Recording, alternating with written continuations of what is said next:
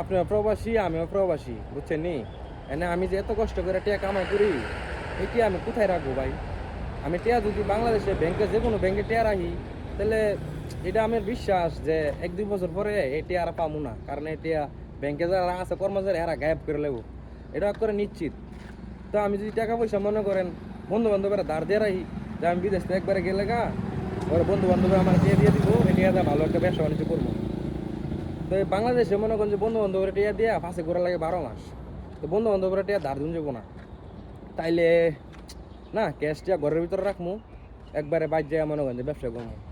মানে ঘরের ভিতর টিয়া লাগলে ভাই সমস্যা, কারণ ঘরের ভিতরে ইন্দুরের অভাব নেই, টিয়া খায়া লাগবো ইন্দুরে। তো এনে রাখলেও মনে করেন যে আমি নিরাপদ না। তবে আমার মাথার বুদ্ধি কম, আপনার কারো মাথার যদি বুদ্ধি বেশি থাকে আমার একটু বুদ্ধি দেন। আমার এত কষ্ট টাকা কোথায় রাখলে ভালো হয় আপনি আমার একটু জানায়েন যে ভাই, একটু মনে করে জানায়েন।